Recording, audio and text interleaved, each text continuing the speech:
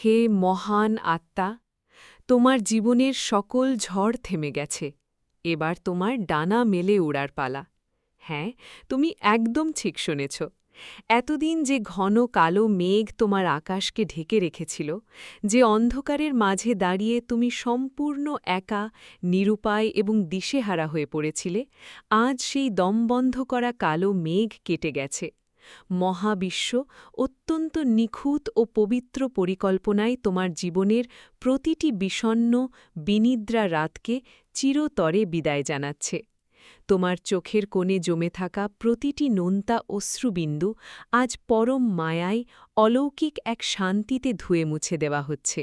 তুমি কি তোমার ভেতরের সেই অতি সূক্ষ্ম, নীরব আহ্বান শুনতে পাচ্ছ? মহাবিশ্ব তার সমস্ত স্পন্দন দিয়ে তোমাকে এক নতুন আলোর ইশারা পাঠাচ্ছে।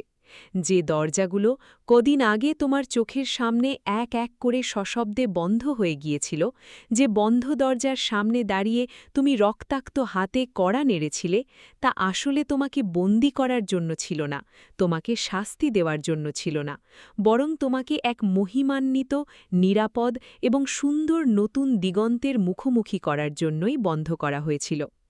মানুষের তৈরি সেই মায়ার দেয়াল ভাঙার শক্তি হয়তো তোমার ছিল না, তাই স্বয়ং মহাবিশ্ব নিজের হাতে হস্তক্ষেপ করে তোমাকে সেই ক্ষতিকর পথ থেকে সরিয়ে এনেছে। মহাবিশ্ব যখন কোনো পবিত্র আত্মাকে তার জীবনের সবচেয়ে মূল্যবান, পবিত্র এবং শ্রেষ্ঠ উপহারটি দিতে চায়, তখন তার ঠিক আগে তাকে এক গভীর শূন্যতা, একাকিত্ব এবং চরম নীরবতার মধ্য দিয়ে নিয়ে যায়।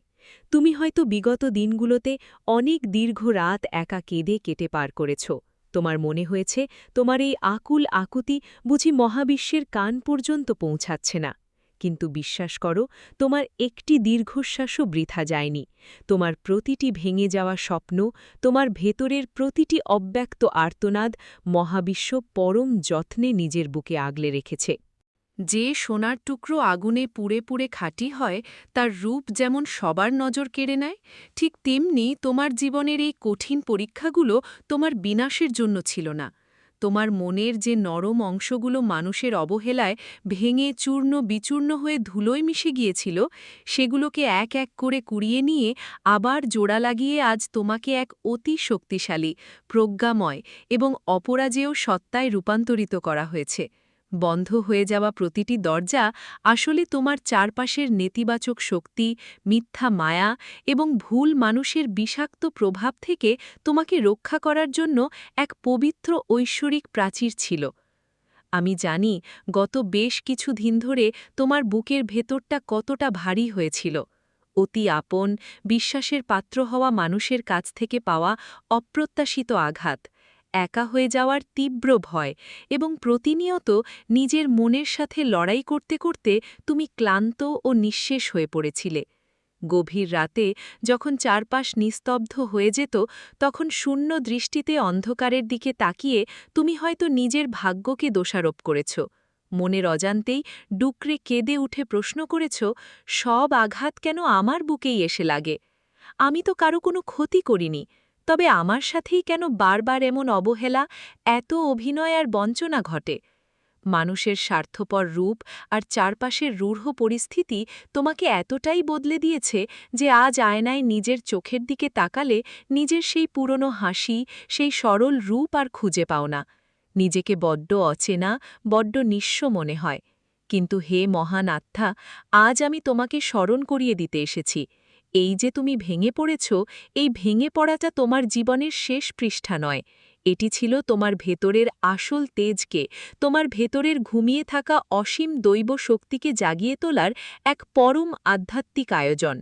এবার সময় এসেছে নিজের চোখের জল মুছে, সমস্ত ক্লান্তি ও বিষাদের ধুলোবালি ঝেড়ে ফেলে বুক ফুলিয়ে নতুন করে উঠে দাঁড়ানোর। মহাবিশ্ব তোমার ভাগ্যের সোনালি খাতায় এক অপূর্ব, বর্ণিল বসন্তীর গল্প লিখে রেখেছে।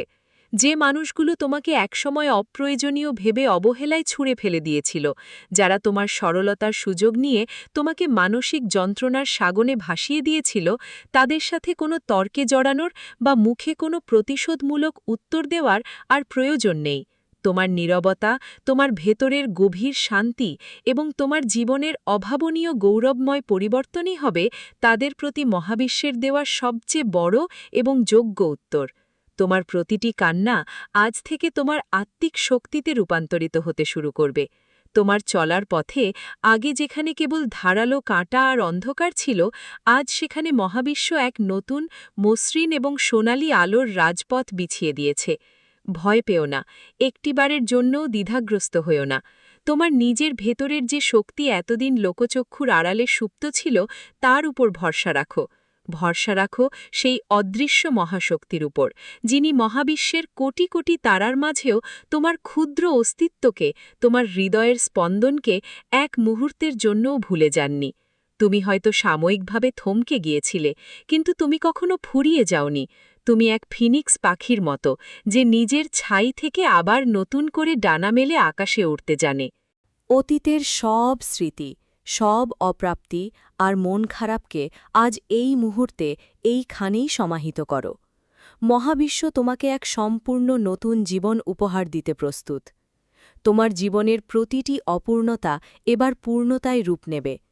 তোমার আর্থিক দৈন্যদশা, মানসিক অশান্তি আর সম্পর্কের টানাপোড়েন সব কিছুতে এক জাদুকরী পরিবর্তন আসতে চলেছে। শুধু মন থেকে সমস্ত ভয় আর সংশয় দূর করো, নিজেকে ভালোবাসো, নিজের যত্ন নাও। তুমি এই পৃথিবীর কাছে কেবল একজন সাধারণ মানুষ হতে পারো, কিন্তু মহাবিশ্বের কাছে তুমি অত্যন্ত মূল্যবান এবং অনন্য একজন। তোমার জন্য যে দরজাটি খোলা হচ্ছে তা এমন এক প্রাচুর্য, শান্তি এবং ভালোবাসার পথ দেখাবে যা তুমি কখনো কল্পনাও করনি। আজ থেকে তোমার প্রতিটি পদক্ষেপে মহাবিশ্বের আশীর্বাদ ও সুরক্ষা কবচ জড়িয়ে থাকবে। তাই বুক ভরে শ্বাস নাও, তোমার সুন্দর ভবিষ্যৎকে স্বাগত জানাও এবং বিশ্বাসের সাথে সামনের দিকে পা বাড়াও। আজকের এই গভীর বার্তা কোনো আকস্মিক বা কাকতলীয় ঘটনা নয়। আজ এই মুহূর্তে তোমার জীবনের সমস্ত ব্যস্ততার মাঝে এই পরম সত্য কথাগুলো তোমার কান পর্যন্ত পৌঁছনোর পেছনে মহাবিশ্বের এক বিশাল এবং সুনির্দিষ্ট পরিকল্পনা রয়েছে। মহাবিশ্ব তোমাকে স্বয়ং জানিয়ে দিচ্ছে যে তোমার কষ্টের অন্ধকার দিনগুলো চিরতরে ফুরিয়ে এসেছে এবং তোমার জীবনের এক মহিমান্বিত নতুন অধ্যায় শুরু হতে চলেছে। এখন তোমার মনের ভেতর কেমন অনুভূতি হচ্ছে? তোমার বুকের ভেতরে দীর্ঘকাল ধরে জমে থাকা সেই পাথরটা কি একটু হলেও হালকা মনে হচ্ছে? তোমার ভেতরের সেই হারিয়ে যাওয়া আত্মবিশ্বাস ও প্রাণশক্তি কি আবার একটু একটু করে ডানা মেলতে শুরু করেছে? তোমার মনের এই সুন্দর অনুভূতি, এই আধ্যাত্মিক জাগরণ ও রূপান্তরের গল্প নিচে কমেন্ট করে আমাদের সাথে শেয়ার করো। যদি আজকের এই গভীর বার্তা তোমার ক্লান্ত ও ক্ষতবিক্ষত হৃদয়ে একটুও শান্তির পরশ বুলিয়ে দিয়ে থাকে, তবে আমাদের এই আধ্যাত্মিক এবং মায়াবী যাত্রার আজীবন সঙ্গী হতে পারো। আমাদের YouTube channel divine message subscribe করো এবং Facebook page divine message follow করে আমাদের পাশেই থেকো। ভালো থেকো, নিজের ঐশ্বরিক আত্মাকে ভালোবাসো এবং পরম শান্তিতে থেকো। আমি মায়া, বিদায় নিচ্ছি।